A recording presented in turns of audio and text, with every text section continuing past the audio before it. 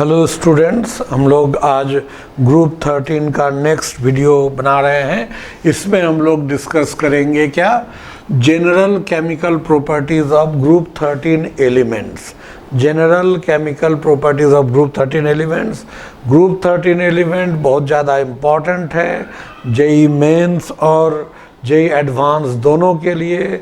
हर साल इससे क्वेश्चंस आते हैं, इसलिए इसको ठीक से स्टडी कीजिए। अभी भी जो क्वेश्चंस आए हुए हैं जेई मेंस में, सारे एनसीईआरटी से और सारे के सारे आप जो भी टॉपिक बता दिए गए हैं देखेंगे उसी में से है, क्योंकि हमने एनसीईआरटी का एक भी पॉइंट नहीं छोड़ा है और एनसीईआरटी के टर्म को और ज़्यादा इलाबोरेटली एक्सप्लेन किया गया है ताकि एडवांस का भी क्वेश्चन नहीं छूटे।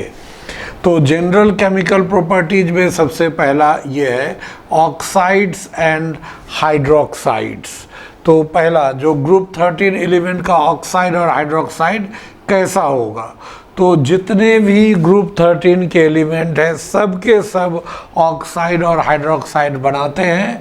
और ऑक्साइड बनाएंगे, मान लीजिए वो एलिमेंट अगर E है या M है तो E2O3 ऑक्साइड बनाएगा और हाइड्रोक्साइड का फॉर्मूला क्या हो जाएगा EOH होल 3, क्योंकि वैलेंसी 3 होता है। तो ये ऑक्साइड और ये होगा हाइड्रोक्साइड।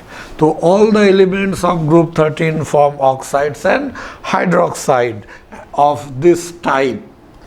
तो बोरॉन जो है, हमने शुरू में ही बताया था कि बोरॉन इसमें ये मेटलॉइड जैसा ट्रीट किया जाता है, लेकिन पहले हमने बताया था कि भले ये मेटलॉइड के तरह ये लिया जाए लेकिन ये ज़्यादा नॉन मेटल के क्लोज होता है, मेटल से ज़्यादा दूर होता है, इसलिए नॉन मेटल की तरह ही इसको ट्रीट करेंगे।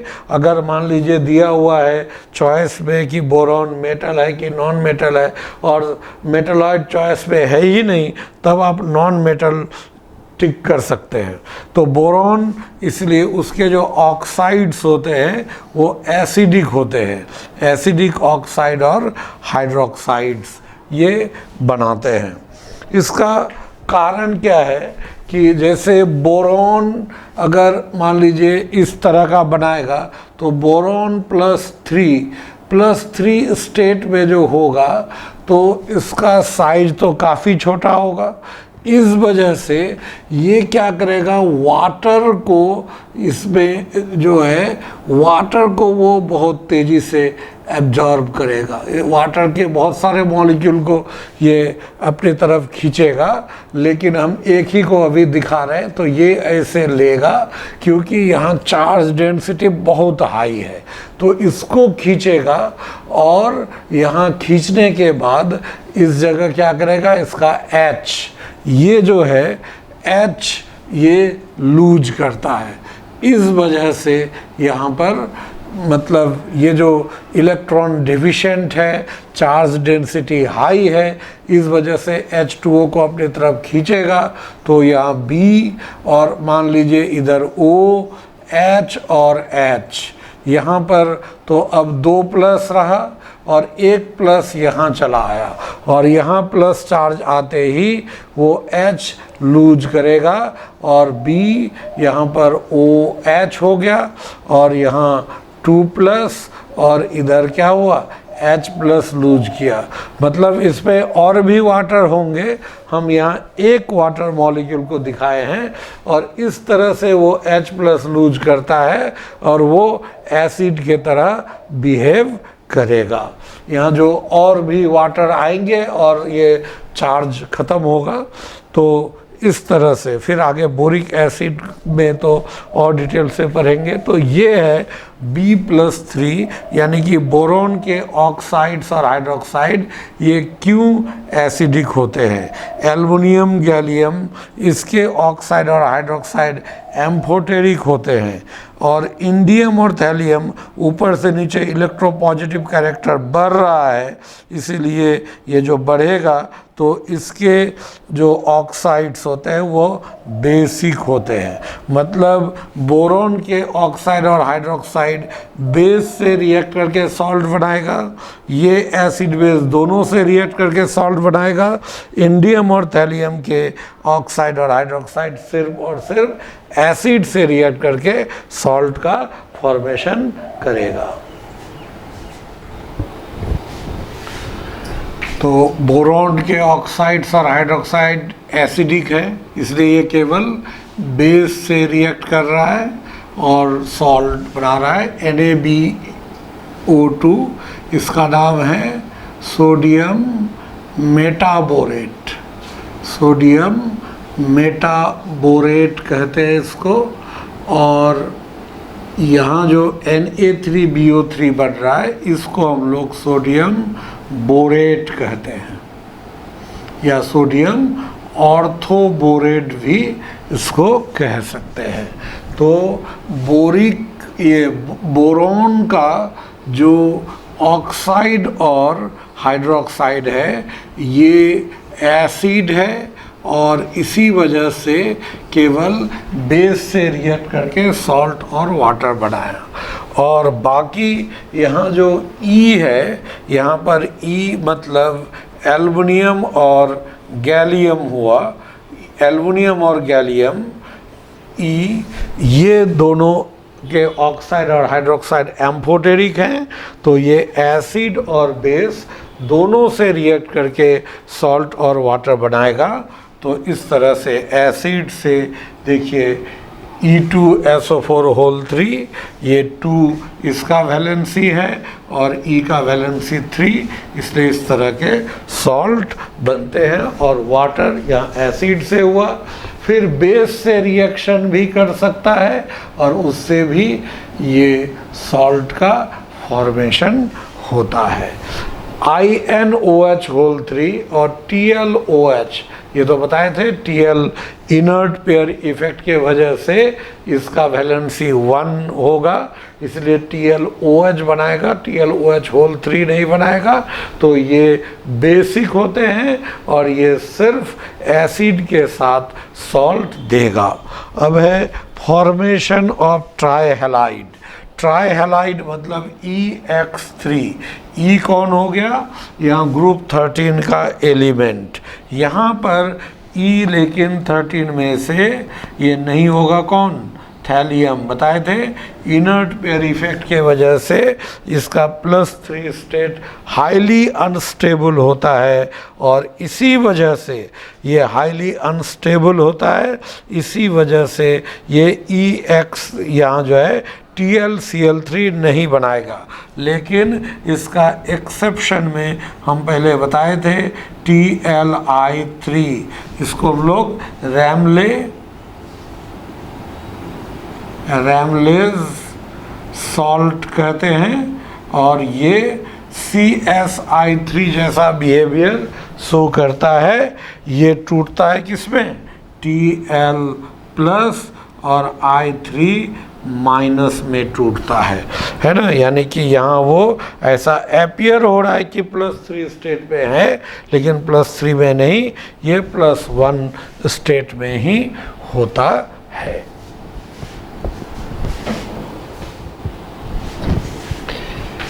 Characteristics of trihalide. ट्राइहैलाइड मतलब हम यहाँ मोनोहैलाइड की चर्चा नहीं कर रहे हैं, सिर्फ और सिर्फ ट्राइहैलाइड की हम लोग चर्चा करेंगे। तो ट्राइहैलाइड में सबसे पहला कैरेक्टरिस्टिक है कोवैलेंट और आयनिक नेचर।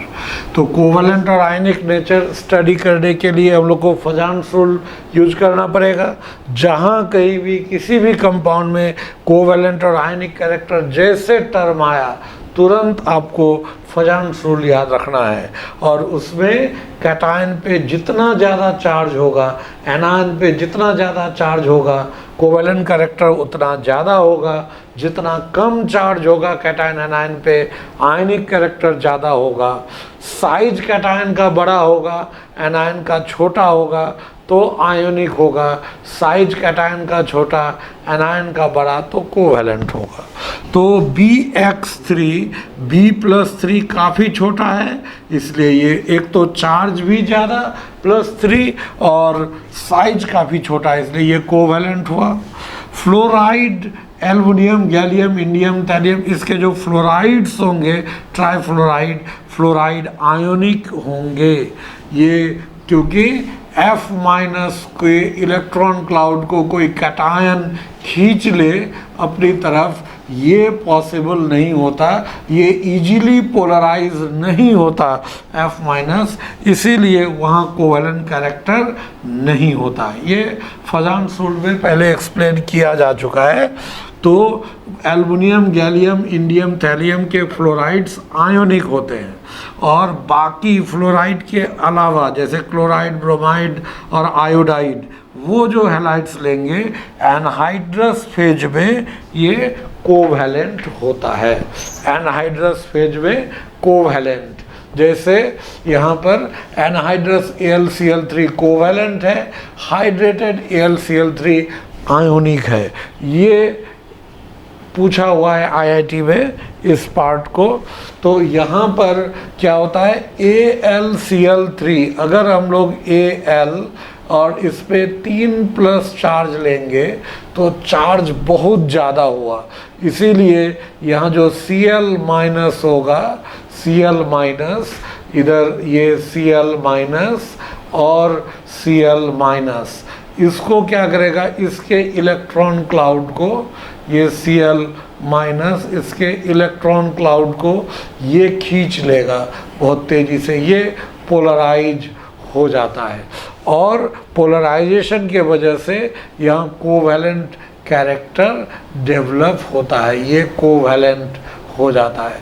लेकिन जब हाइड्रेटेड होगा तो हाइड्रेटेड में ये जो Al++ है, ये 3+ चार्ज, इसमें जब यहाँ पर n मोल्स ऑफ वाटर लेंगे, वाटर में डालेंगे तो एल्युमिनियम का, ये तो पढ़े हैं कि किसी भी आयन को वाटर में डालते हैं तो आयन को चारों तरफ से वाटर मॉलिक्यूल घेर लेता है, ये बताए हैं। तो ये जो 3+ है इसको चारों तरफ से वाटर मॉलिक्यूल ये घेर लेगा और ये हाइड्रेटेड हो जाएगा।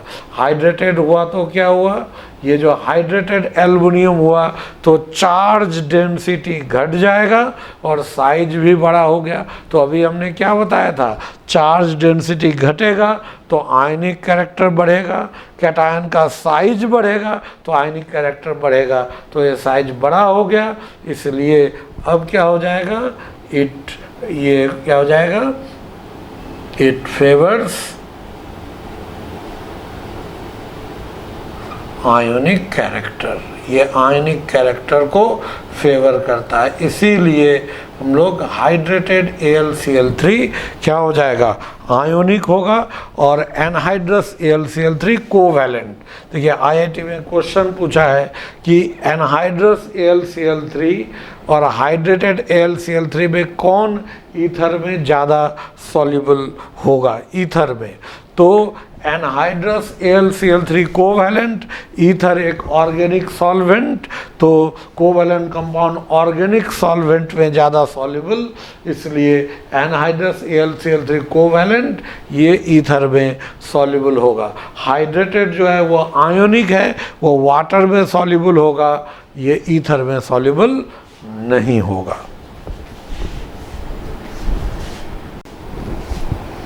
तो ये है, जैसे एल्युमिनियम क्लोराइड जो है हाइड्रेटेड, तो वाटर में एल्युमिनियम को, वो तो हमने मैकेनिज्म, वो तरीका बताया कि क्यों एल्युमिनियम कैसे हाइड्रेटेड होकर साइज बड़ा हो जाता है, और बड़ा हो जाता है तो चार्ज डेंसिटी घट गया, साइज बड़ा हो गया, तो दोनों आयनिक कैरेक्टर को फेवर किया। तो एल्युमिनियम क्लोराइड को जब पानी में डालते हैं तो एक्चुअली वो इस फॉर्म में टूट जाता है, AlCl2 4H2O, यहाँ पर प्लस, ये कैटायन और ये एनायन, और इन दोनों के बीच एक इलेक्ट्रोस्टैटिक फोर्स काम करता है और यही ये आयोनिक बॉन्ड होता है। इसी वजह से हम लोग कहते हैं कि AlCl3 हाइड्रेटेड कंडीशन में क्या होता है, आयोनिक होता है। ठीक है, अब जियोमेट्री ट्राइहैलाइड का EX3, तो EX3 इसमें क्या होता है, सिग्मा बॉन्ड 3 होगा और लोन पेयर सेंट्रल एटम के पास एक भी नहीं होगा, इसीलिए इसका जो total steric number lone pair और सिग्मा बॉन्ड जोड़ के, सिग्मा बॉन्ड कैसे काउंट करते हैं, ये टोटल नंबर ऑफ एटम -1, तो 4 एटम है, 3 इसके साथ ये और X इसके साथ आपस में 3 सिग्मा बॉन्ड होगा, तो स्टेरिक नंबर 3, और 3 अगर होगा तो शेप होना चाहिए इसका ट्राइगोनल प्लैनर, ये होना चाहिए ट्राइगोनल प्लैनर, या इसको हम लोग कहते हैं इक्विलैटरल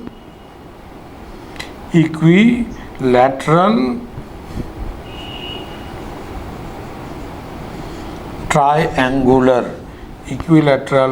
ट्राइएंगुलर। अब इसमें तो इसका शेप कैसे हम लोग लेंगे, तो ये B और यहाँ पर ऐसे इधर हम लोग ले सकते हैं B, यहाँ पर X, ऐसे X और यहाँ पर X, और ये यहाँ पर ट्राइगोनल, और ये जो एंगल होगा ये हर एक बॉन्ड एंगल 120 डिग्री का होता है। अब यहाँ क्या है, बोरॉन के पास एक वैकेंट ऑर्बिटल होगा, ये वैकेंट p ऑर्बिटल है ना, और इसके पास लोन पेयर है, ये लोन पेयर वाला ऑर्बिटल है, तो ये क्या करेगा, यहाँ पर इस जगह यहाँ पर ये p पाई बैक बॉन्डिंग, इसको हम लोग कहते हैं, ये p पाई बैक बॉन्डिंग हो गया है ना, इस तरह से। तो ये जो बैक बॉन्डिंग है, इस वजह से BX बॉन्ड में एक डबल बॉन्ड कैरेक्टर डेवलप होगा, और उस डबल बॉन्ड कैरेक्टर की वजह से बॉन्ड लेंथ थोड़ा कम होता है, और ये X का साइज जैसे जैसे बढ़ेगा वैसे वैसे यहाँ पर दूरी बढ़ेगा, तो बैक बॉन्डिंग का चांस घटेगा। तो हम लोग अगर यहाँ BF3, BCl3, BBr3 और हम लोग BI3 ये अगर लेते हैं, तो ऊपर से नीचे अगर जाएंगे तो यहाँ पर एफिशिएंसी हम लोग लिख सकते हैं, efficiency of p pi back bonding, p pi back bonding decreases, ये डिक्रीज करेगा due to increase in the size of halogen. ये है ट्राइहैलाइड के बारे में। अब यहाँ क्या है, नेक्स्ट हम लोग लेते हैं फॉर्मेशन ऑफ BX3L कॉम्प्लेक्स। तो ये BX3 इसके पास एक वैकेंट ऑर्बिटल है, इस वजह से ये जो वैकेंट ऑर्बिटल यहाँ है इसके पास, ये जो हम लोग वैकेंट ऑर्बिटल इसके पास है, ये लोन पेयर यहाँ चला जाता है, और इस वजह से ये कॉम्प्लेक्स का फॉर्मेशन करता है। यहाँ पर हाइब्रिडाइजेशन क्या होगा, sp2 होगा और शेप हो जाएगा ट्राइगोनल प्लैनर। ये इसको ट्राइगोनल प्लैनर वहाँ तो लिखे ही हैं, ये ट्राइगोनल प्लैनर। अब ये जो L लिगैंड है, ये लोन पेयर लेकर के उसको दे रहा है, और यहाँ जो बनेगा तो इस जगह बोरॉन का हाइब्रिडाइजेशन अब हो जाएगा sp3 और शेप हो जाएगा टेट्राहेड्रल। इसको हम लोग टेट्राहेड्रल शेप कहते हैं। ये टेट्राहेड्रल शेप का ये होता है, और टेट्राहेड्रल होने के वजह से अब यहाँ जो होगा ये टेट्राहेड्रल शेप का हो गया। अब वो वैकेंसी और वाइटल, जो वैकेंट और वाइटल था वो ख़त्म हो गया। तो यहाँ L क्या होगा, जिसके पास लोन पेयर होना चाहिए, ये H2O हो सकता है, NH3 हो सकता है, R2O हो सकता है, ROH हो सकता है, ये F- हो सकता है, ये सब यहाँ पर होगा। इसका शेप कैसा होगा, यहाँ पे हम लोग अगर इस जगह लेते हैं तो B और यहाँ पर ऐसे मान लीजिए X, यहाँ पर X, इधर X है, और यहाँ ऐसे यहाँ पर L इसके साथ जुटा हुआ है, ऐसे ये बनाएगा। ठीक है, तो ये इसका टेट्राहेड्रल ज्योमेट्री होगा। तो ये जो यहाँ पर इस तरह से ये जो कॉम्प्लेक्स बना, ये कॉम्प्लेक्स अगर यहाँ F- है तो यहाँ पर माइनस चार्ज हो जाएगा, न्यूट्रल है तो कोई चार्ज नहीं होगा। तो ये जो यहाँ बन रहा है, अब यहाँ पर वैकेंट और वाइटल ख़त्म हो गया, और वैकेंट और वाइटल जैसे ख़त्म हो गया, पी पाई बैक बॉन्डिंग भी समाप्त हो गया। तो हम लोग ये लिख सकते हैं, once the tetrahedral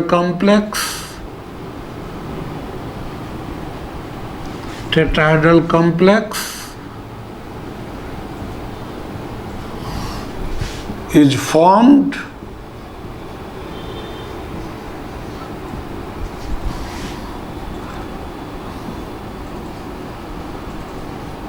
there is not the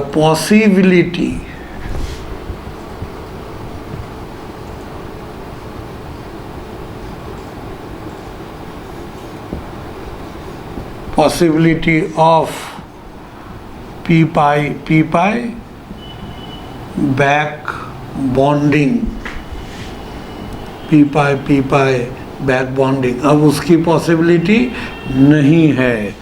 इस वजह से जब पी पाई बैक बॉन्डिंग हो रहा था तो यहाँ पर मल्टीपल बॉन्ड कैरेक्टर डेवलप हो रहा था। अब जब बैक बॉन्डिंग नहीं है तो सिंगल बॉन्ड, इसीलिए हम लोग यहाँ लेते हैं कि जैसे इसके वजह से बॉन्ड लेंथ पर असर पड़ेगा। इन BF3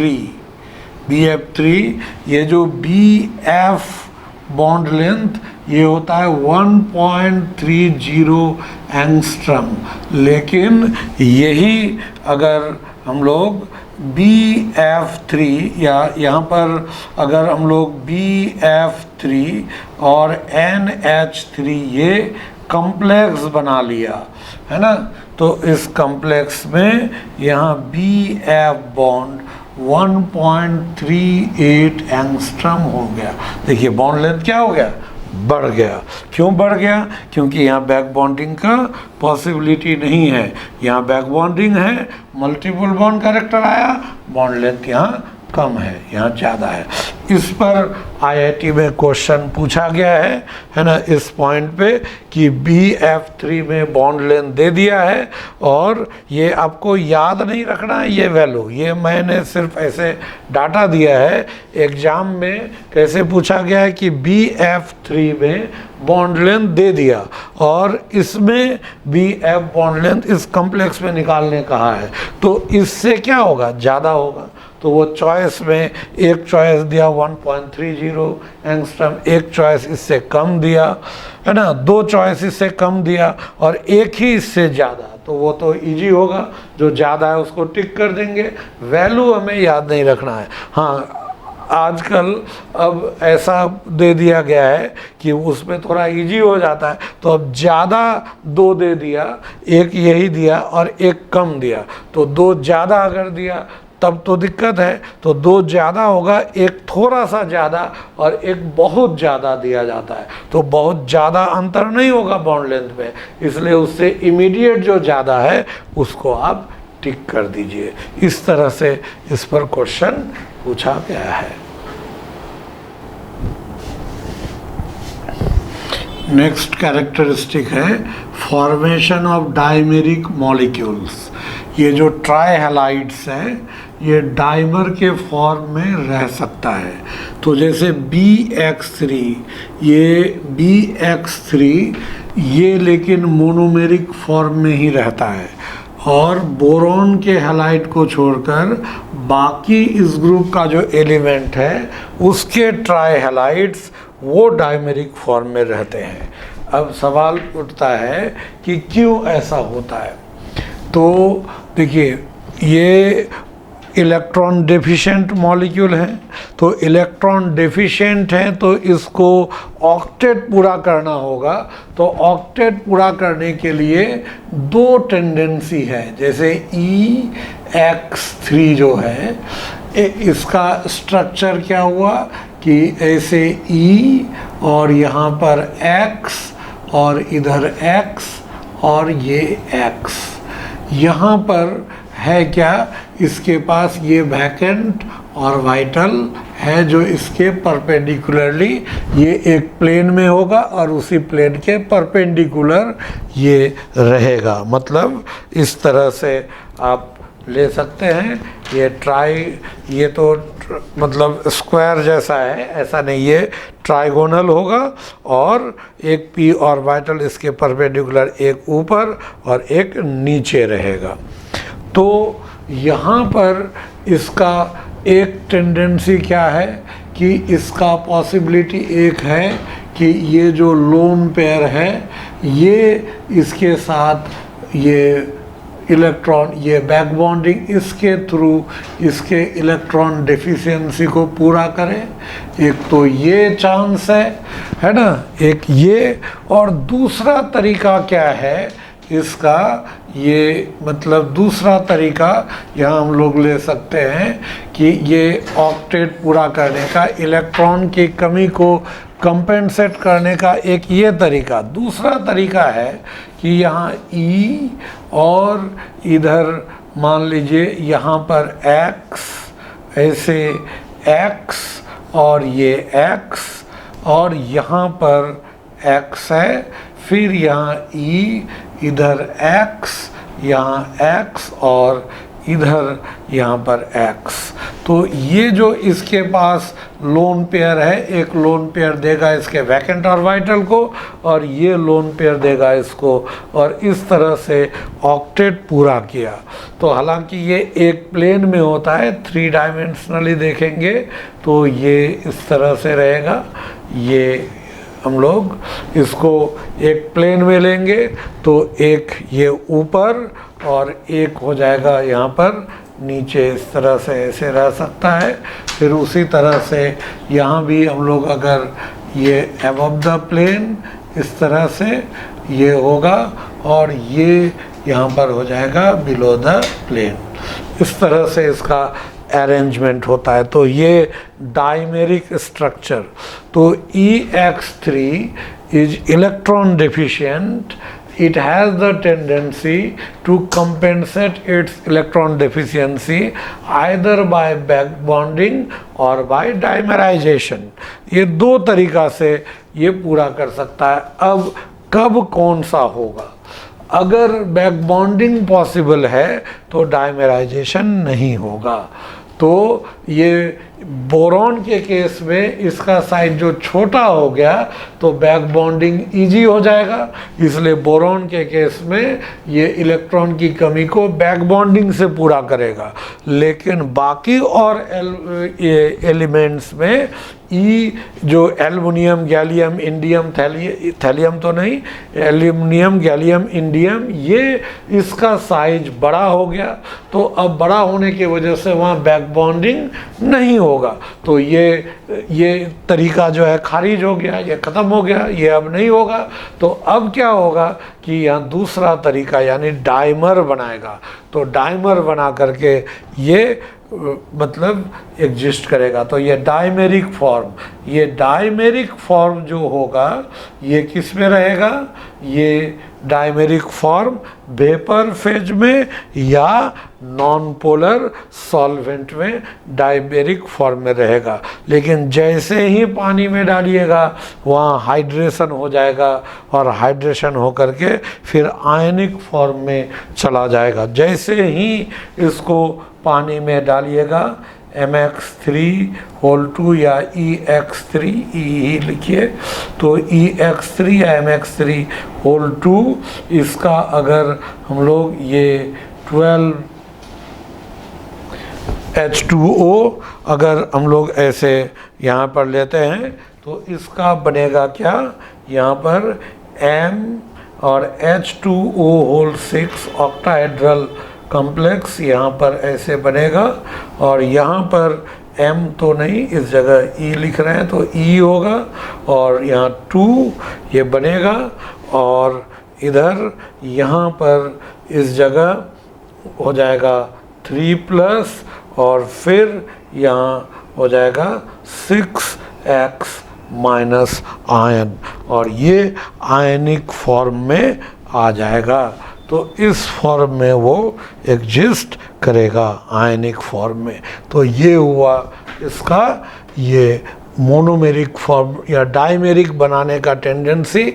कब वो मोनोमेरिक में रहेगा, कब डाइमेरिक में रहेगा, और वाटर में कैसा होगा, ये बिहेवियर का एक्सप्लेनेशन हो गया।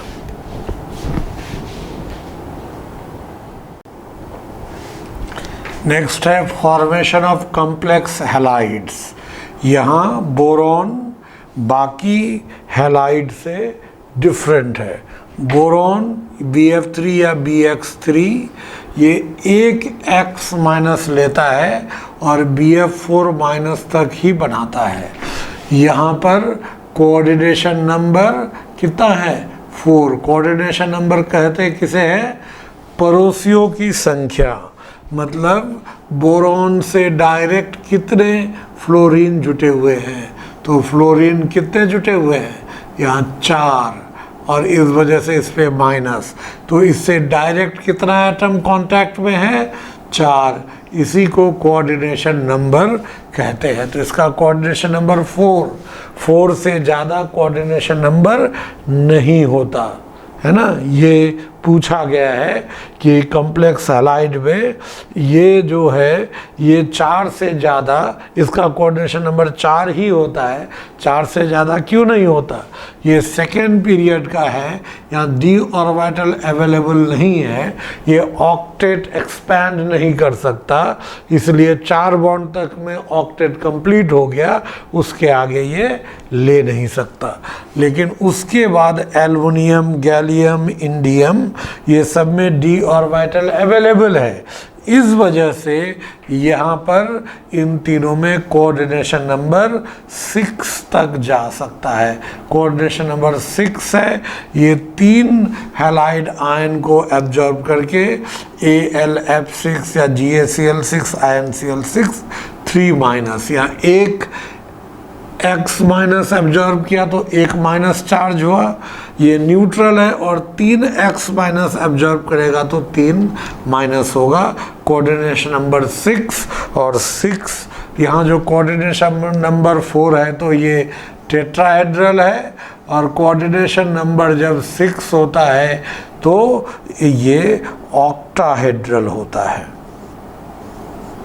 ये ऑक्टाहेड्रल ये कॉम्प्लेक्स का फॉर्मेशन होता है। अभी कोऑर्डिनेशन नंबर 6 के लिए ऑक्टाहेड्रल, ये याद रखिए, फिर कोऑर्डिनेशन कंपाउंड में इसको तो हम लोग डिटेल से ही पढ़ेंगे। अब है ये इलेक्ट्रॉन एक्सेप्टर प्रॉपर्टी।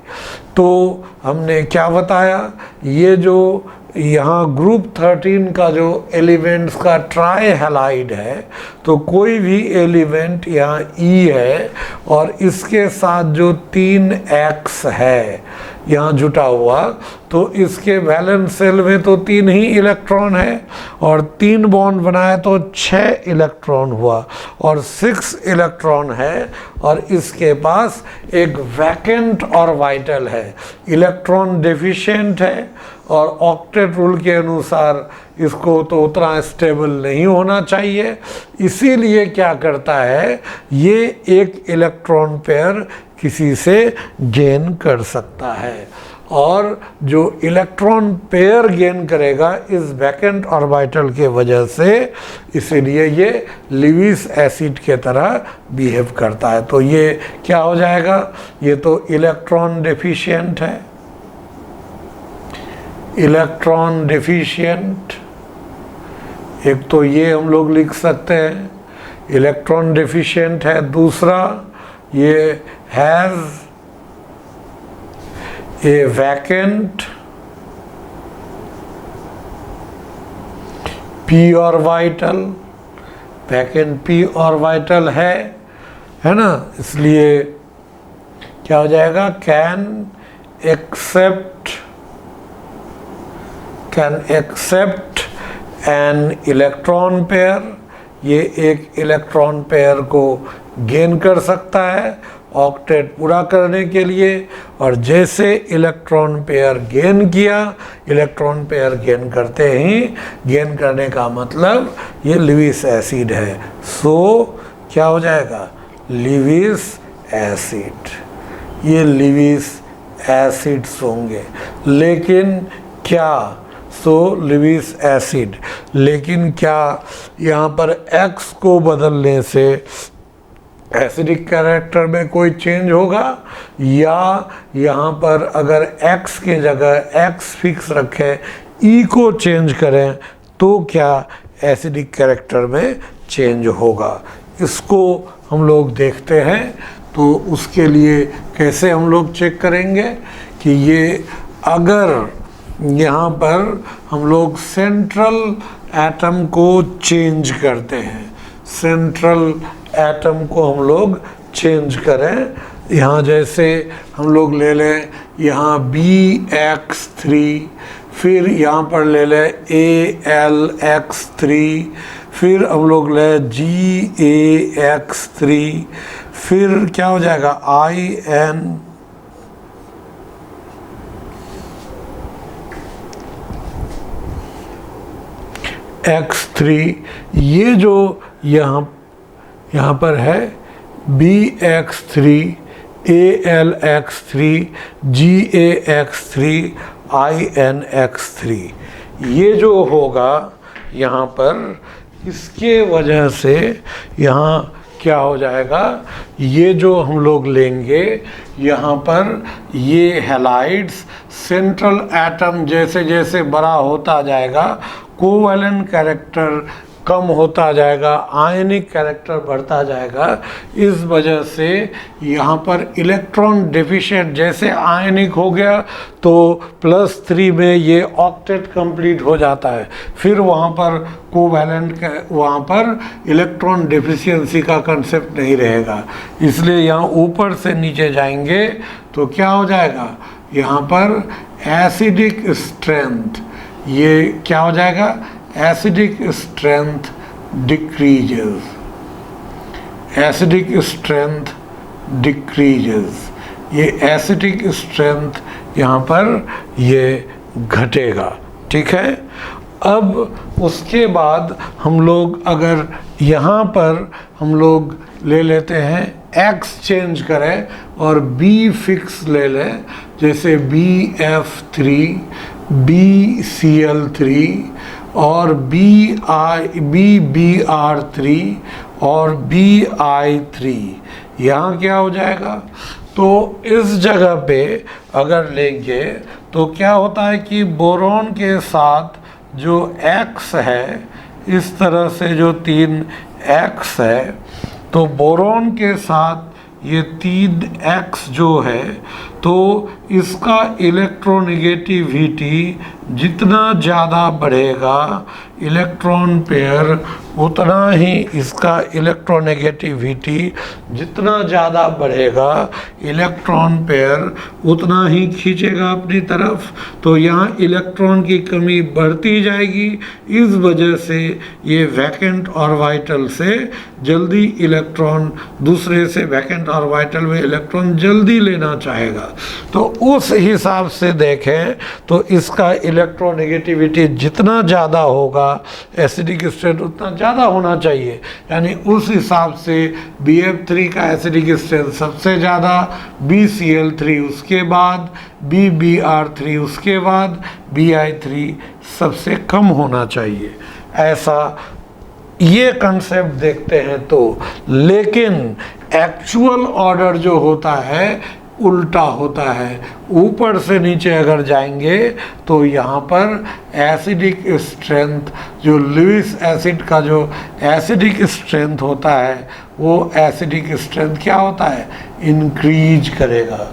ये एसिडिक स्ट्रेंथ यहाँ इंक्रीज करता है, यहाँ उल्टा होता है। कारण कि ये जो हैलोजन है, इसके पहले हमने अभी थोड़ा देर पहले डिस्कस किया कि इसके पास जो लोन पेयर है, ये लोन पेयर और वैकेंट ऑर्बिटल में क्या होता है, यहाँ पर लोन पेयर और वैकेंट ऑर्बिटल में क्या होगा, ये इस तरह से लोन पेयर और वैकेंट ऑर्बिटल, इसमें क्या हो जाएगा, यहाँ पर शेयरिंग, ये बैक बॉन्डिंग, और इस बैक बॉन्डिंग की वजह से इलेक्ट्रॉन की जो कमी है बहुत हद तक कंपेंसेट हो जाएगा।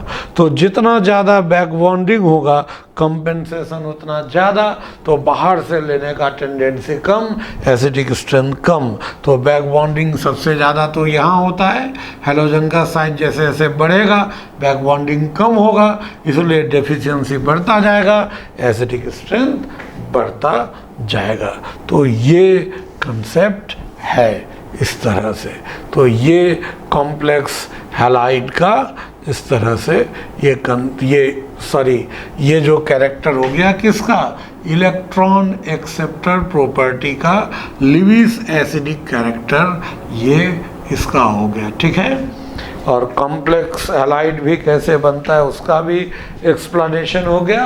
अब हम लोग इसके बाद हम लोग नेक्स्ट पढ़ेंगे ये ट्राई हैलाइड का हाइड्रोलिसिस कैसे होता है। नेक्स्ट है ट्राई हैलाइड्स का हाइड्रोलिसिस।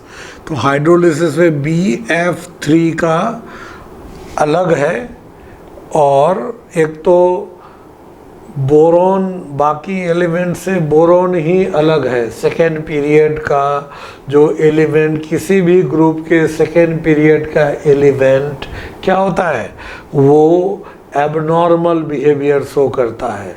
डायगोनल रिलेशनशिप के वजह से, डी ऑर्बिटल के अनअवेलेबिलिटी के वजह से, काफ़ी छोटा साइज के वजह से, इसलिए यहाँ बोरोन और साथ ही साथ ये फ्लोरीन से जुटा है। तो BF3 ये टोटली बाकी सबसे थोड़ा सा एबनॉर्मल है। तो BF3 का कंप्लीट हाइड्रोलिसिस नहीं होता।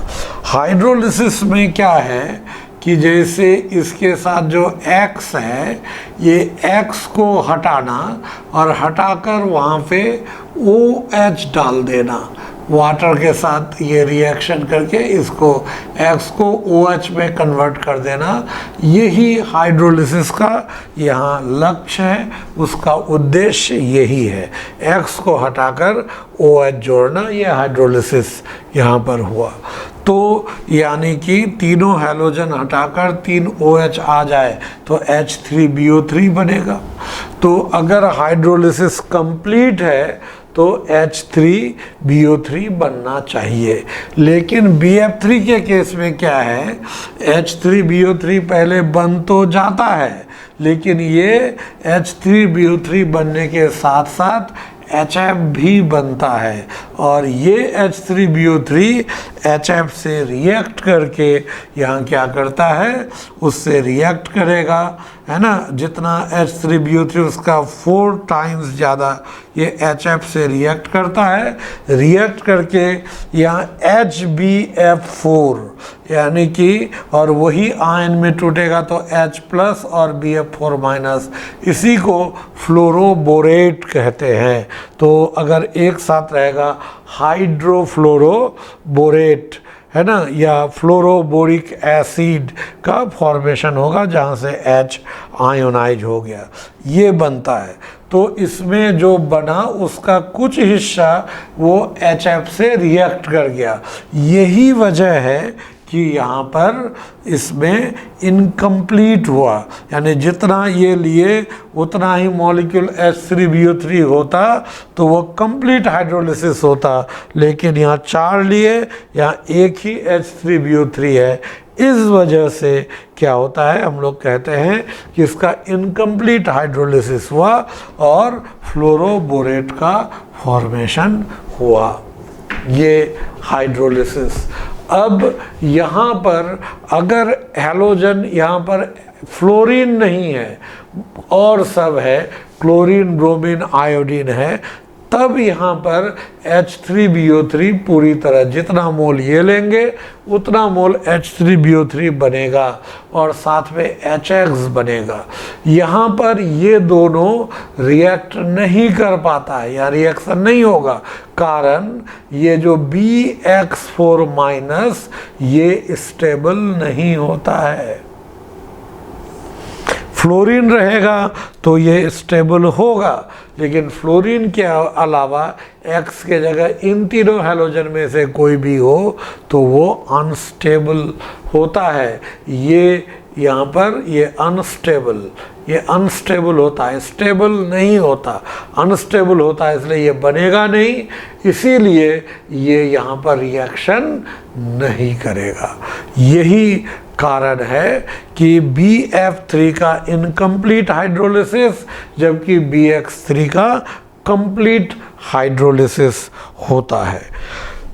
अब यहाँ पर इसका हाइड्रोलिसिस का हम लोग मेकानिज्म देखते हैं, किस तरह से ये हाइड्रोलिसिस होता है। ये हाइड्रोलिसिस यहाँ पर किस तरीके से होगा इसको हम लोग देखते हैं। तो हाइड्रोलिसिस का हम लोग अगर कंसेप्ट यहाँ लेते हैं, किस तरह से हम लोग हाइड्रोलिसिस यहाँ पर लेते हैं, तो है क्या, यहाँ पर B और यहाँ मान लीजिए X है, ये X है और यहाँ पर X है, और इसके पास एक क्या है, वैकेंट यहाँ पर इस तरह से ऑर्बिटल है। तो ये वैकेंट p ऑर्बिटल है ना, ये वैकेंट p ऑर्बिटल ये होगा, वैकेंट p ऑर्बिटल, इसके वजह से वो इलेक्ट्रॉन डेफिशिएंट है।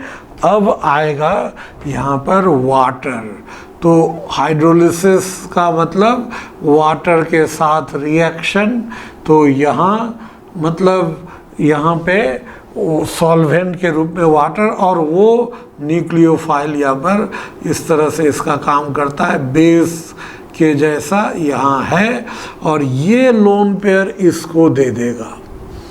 इसको लोन पेयर देने से यहाँ पर क्या बन गया, अब तो लोन पेयर जो दिया यहाँ पर बन गया B, मान लीजिए इधर ऐसे X हो गया, यहाँ पर X हो गया, इधर X हो गया, और इधर O, H और H हो गया। तो O पर कौन सा चार्ज, प्लस, और B इलेक्ट्रॉन पेयर एक्सेप्ट किया, इसलिए माइनस, ओवरऑल ये न्यूट्रल ही रहा। अब यहाँ जैसे माइनस हुआ, ये X ऐसे निकलेगा और ये X निकलेगा और यहाँ से H निकल जाएगा। तो यहाँ से क्या बना, इधर से HX तो निकल गया और यहाँ पर BX निकला, X की जगह OH हो गया और नीचे 2X आ गया। ठीक है, अभी देखिए एक H2O आया, एक X हटा। यही अगर हम लोग यहाँ पर रिपीटेडली इस तरह से अगर लेते हैं, ये अगर रिपीटेडली इस तरह से लिया जाए तो रिपीटेडली लेने पर यहाँ क्या हो जाएगा, एक एक करके सारा X हट जाएगा और यहाँ पे क्या हो जाएगा, 3 OH आएगा। तो इस तरह से यहाँ पे 3 OH यहाँ पर आएगा। तो यहाँ पर इस जगह ये हाइड्रोलिसिस हुआ, है ना। यहाँ पर और 2 H2O और 2 HX भी हटेगा और ये बनेगा। तो देखिए हाइड्रोलिसिस में BO बॉन्ड बना और BX बॉन्ड टूटा, तो BX बॉन्ड जितना जल्दी टूटेगा हाइड्रोलिसिस उतना फास्ट होगा। इसीलिए अगर ऑर्डर ऑफ हाइड्रोलिसिस पूछा जाए या हाइड्रोलिसिस का ट्रेंड पूछा जाए तो क्या होगा? ऑर्डर ऑफ हाइड्रोलिसिस, यहाँ पर ट्रेंड ऑफ हाइड्रोलिसिस अगर हम लोग लेंगे तो यहाँ पर क्या होना चाहिए? यहाँ पर ऑर्डर ऑफ हाइड्रोलिसिस, ये हाइड्रोलिसिस का जो ऑर्डर होगा यहाँ क्या होना चाहिए? ऑर्डर ऑफ हाइड्रोलिसिस इस जगह हम लोग कह सकते हैं, ये अगर मान लेते हैं BF3 है, BCl3 है और BBr3 है और फिर BI3 है, क्या हो जाएगा? तो यहाँ पर हैलोजन जैसे जैसे बड़ा होगा बॉन्ड कमज़ोर होता जाएगा, इसलिए हाइड्रोलिसिस का टेंडेंसी इस तरह से बढ़ता चला जाएगा।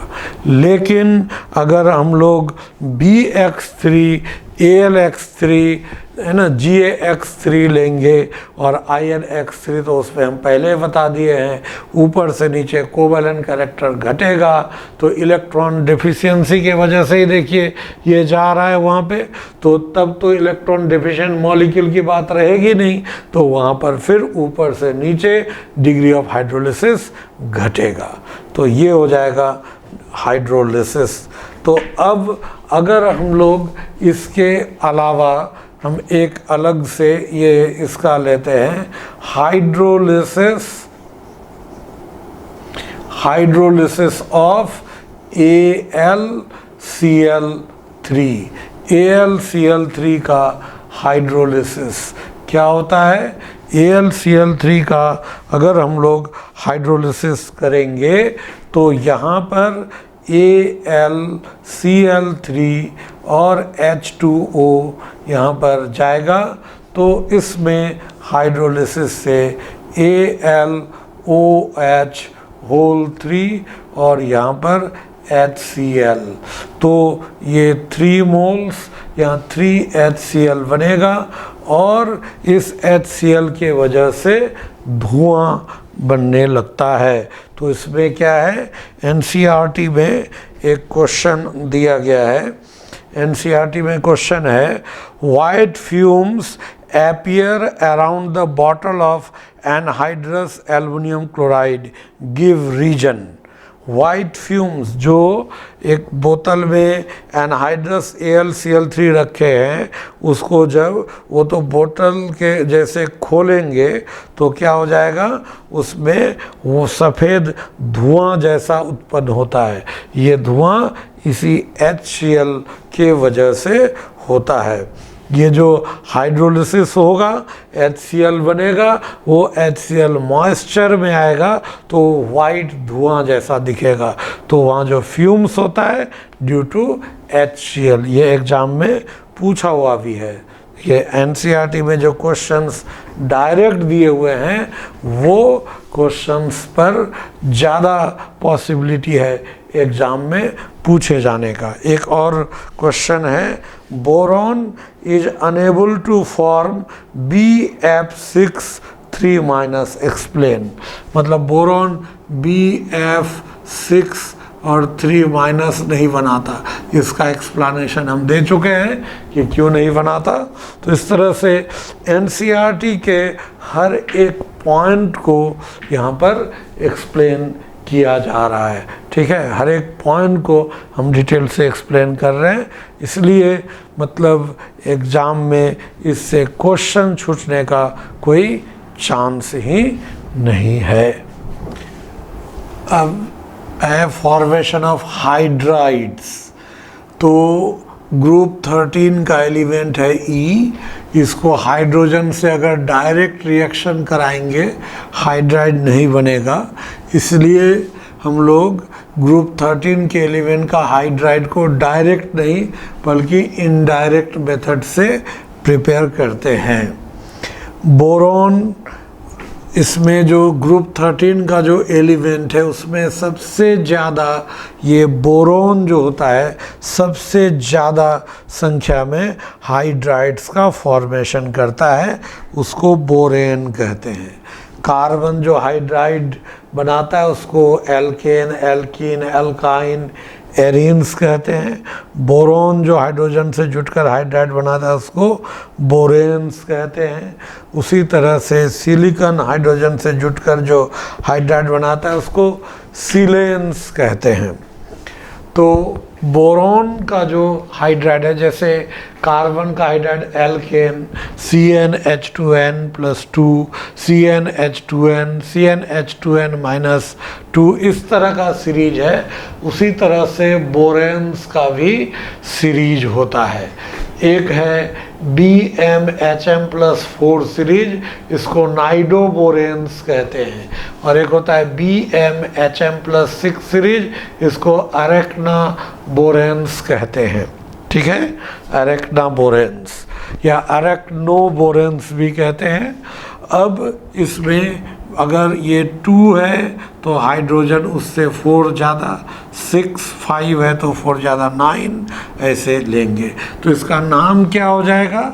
इसका नाम 2 बोरॉन है तो डाई बोरेन तो होगा, और ब्रैकेट में जितना हाइड्रोजन है वो हाइड्रोजन, डाइबोरेन 6।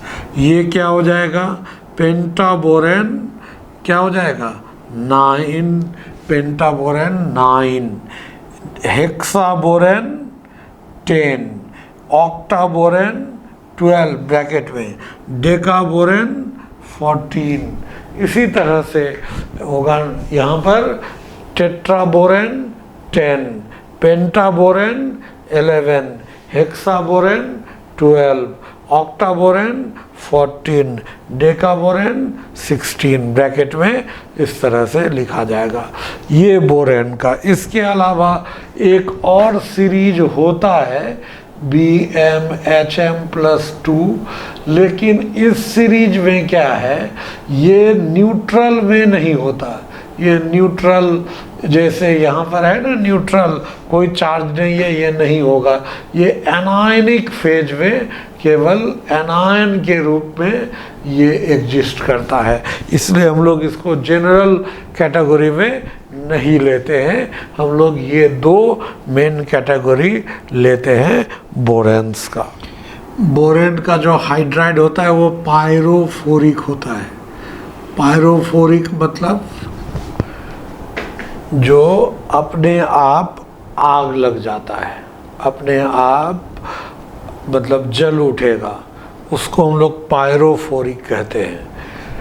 ऐसे हाइड्राइड का जो इग्निशन टेम्परेचर होता है, यानी कि प्रज्वलन ताप, यानी कि जिस टेम्परेचर पर कोई भी सब्सटेंस जलने लगता है उसको इग्निशन टेम्परेचर या किंडलिंग टेम्परेचर कहते हैं। और वो जो टेम्परेचर है इसका कम होता है, इसलिए नॉर्मल जो टेम्परेचर है या धूप में अगर इसको रखेंगे अपने आप आग पकड़ लेगा, तो इसको पायरोफोरिक सब्सटेंस कहते हैं। ये आसानी से हाइड्रोलाइज होगा और हाइड्रोलिसिस के बाद बोरिक एसिड प्रोवाइड करेगा। इसका एक्सेप्शन ये जो अरेक्नाबोरेन सीरीज में हुआ, ये नाइडोबोरेन में, ये दोनों एक्सेप्शन है। ये स्टेबल होता है और ये कभी भी हाइड्रोलिसिस नहीं देता। एल्युमिनियम केवल एक ही हाइड्राइड बनाता है, AlH3, जो पॉलीमेरिक फॉर्म में एग्जिस्ट करता है, मतलब होल X कर सकते हैं। ये पॉलीमेरिक फॉर्म में, ये सॉलिड स्टेट में ये रहेगा। GaH4 बनाता है गैलेन। ये अनस्टेबल वोलेटाइल लिक्विड है, ये वाष्पशील है। In ये भी पॉलीमेरिक हाइड्राइड देता है जो सॉलिड होता है। Tl ये हाइड्राइड नहीं बनाता। तो ये हाइड्राइड्स के बारे में हो गया। तो ये जनरल कैरेक्टरिस्टिक्स हुआ ये हम लोग का, ये ग्रुप 13 का।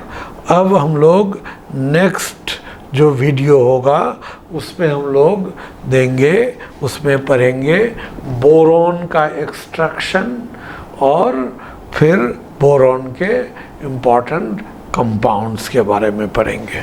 ठीक है, थैंक यू।